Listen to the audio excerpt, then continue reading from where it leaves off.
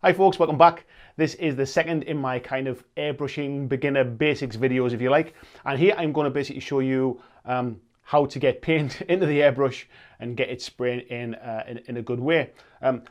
I'll show you here. I set up my airbrush compressor to 20 to 25 psi, which is about 1.5 bar. I tend to find any more than that is a little bit too high pressure for when you're holding miniatures quite close up. So your mileage will vary, but basically what we're doing is depend upon the airbrush you've got, the size of your needle, depend upon the air pressure, and depend upon the viscosity or the kind of the thickness or thinness of your paint. You can play with those settings to see what's right for you. But essentially what you want is you want to get a nice spray pattern without it spitting and without basically it clogging up. So what I'm going to do is, just to show you, I'm going to take my airbrush here. I've got the compressor all linked up, so hopefully the sound's not too bad. I'm just going to put some water. This is my water, better make sure I've got the right one. I'm just going to put some water into the cup. So I'll squeeze some into there so that I can show you what I mean about spray pattern. And I'll put the cup on to try and stop the water falling out when I do this. And I'm just going to spray. I've put the black background here because hopefully you'll be able to see the spray pattern a little better. So that's just the air coming through. As I pull back, you can see the water coming through, and you've got a nice cone shape there. And obviously the more I pull back, the bigger that cone shapes get. That means the more paint that will be coming out. In this case, obviously it's water. Brilliant, so that's that used up there. So what I'm going to do is I'm going to show you how I mix it. Now I use these, which are basically, this is an old blister pack. Rather than mixing it inside, let me wait for that compressor to stop. Rather than mixing it in the cup, a lot of people do. What I tend to find is if you mix it in the cup, if you put the thinner in first and the paint in second, and then you've got a very small area to try and mix it, you can't always be sure that you've mixed it up properly. So it also means that if you've got any kind of like sort of bits of residue in there, they're going to get into your airbrush cup. So I'm going to be using some Mephiston red here. The reason I'm using this is just to show you, as an example, you can use any paint you want to use. Now I'm not going to be mixing a whole host of it, to be fair. So just get your brush and we'll just pop some into the corner there. That should be enough for what we're trying to do. Just going to wash this with some water just to get that off the brush. Now you can use either water to thin them down as they're water-based paints, or you can use, as I am now, I can be using thinners as well. So this is my airbrush. I've just put some into a cup, but I'm using Vallejo airbrush thinner. And you basically want to drop the, I'm going to put 3 drops in to start with, and then just get your brush.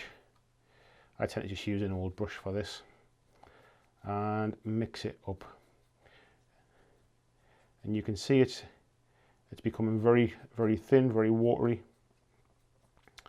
And I think that's probably not too bad. You can see it moving around. As I move that, you can kind of see it running around, and that's what we want really. We don't want it to be thick, sort of like as it is in the pot. We want it to be running so it'll float okay through the airbrush. Right, let me just wash that brush a second. Okay, now what we're going to do, oops, I've just got, this is an airbrush kind of wash pot. I use it as a holder as well, which is really helpful. So then we're going to pour that.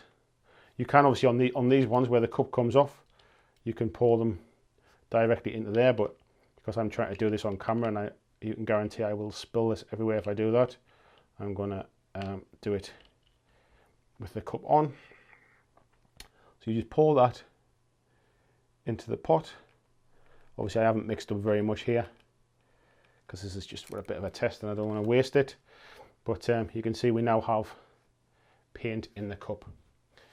Now I've just got a piece of white paper here just so I can kind of show you. Let me just do a little spray off camera just to get it coming through.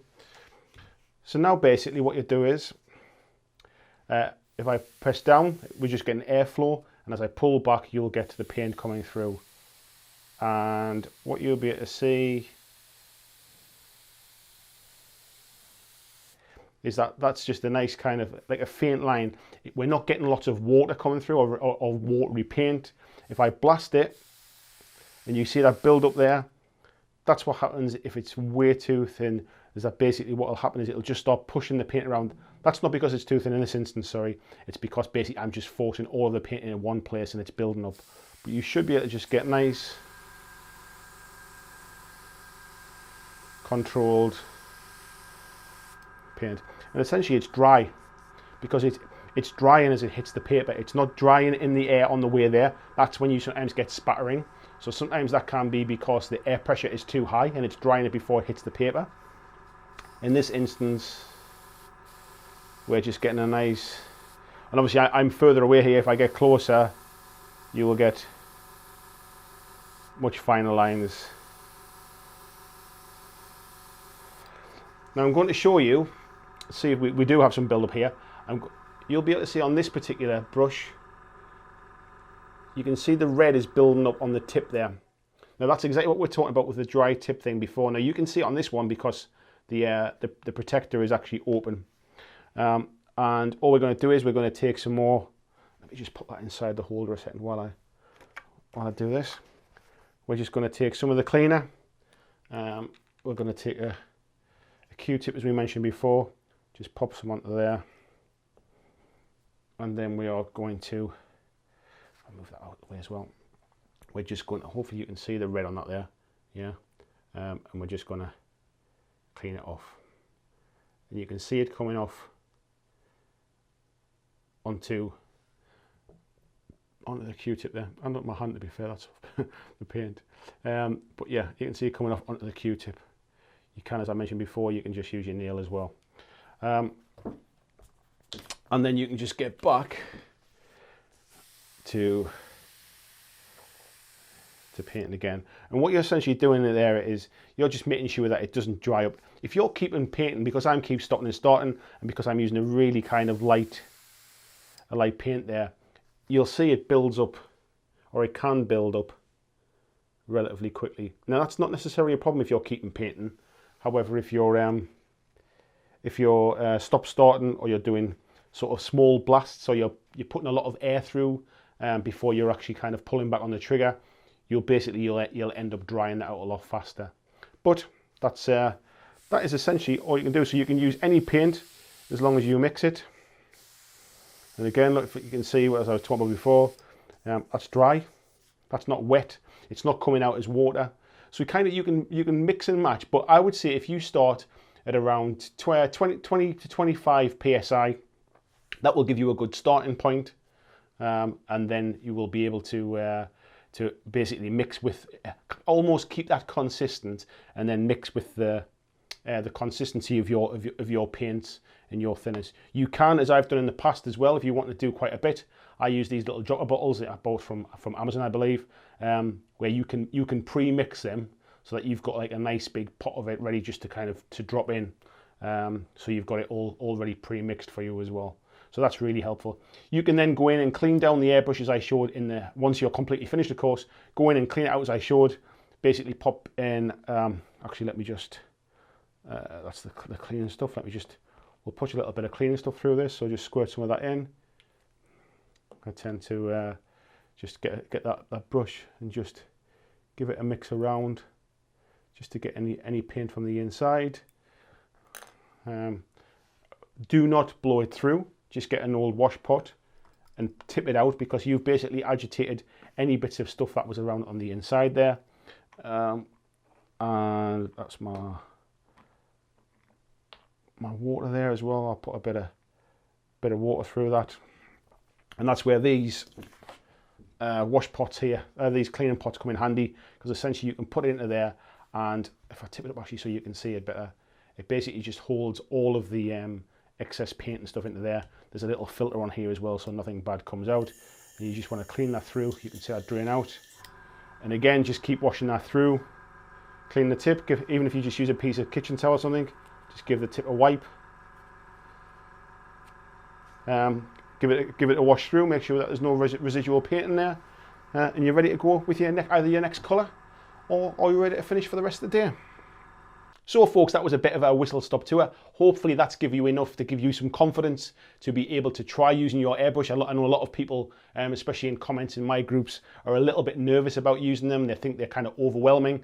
There's actually not that much to them once you know what you're doing. And if you get your mix of paint right, and you get your air pressure right, and you make sure you've cleaned out your airbrush, you should have no major problems.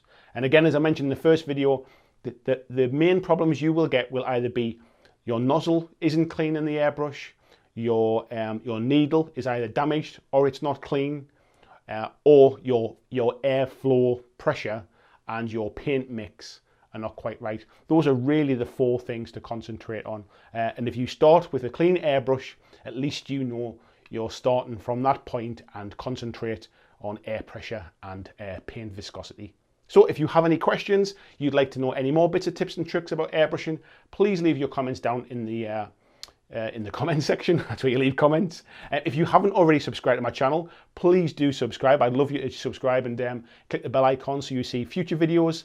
And if you do want to support the future of this channel is now full-time. It is completely community funded by you, the viewer. So if you would like to check out my Patreon, please see a link in the description below. You can join my group from I should start again. You can join my group from as little as $2 every month, and that will start to get you access to the private Discord channel as well. And there's further benefits as you go up through the tiers. So thanks for watching, and I'll see you in the next video.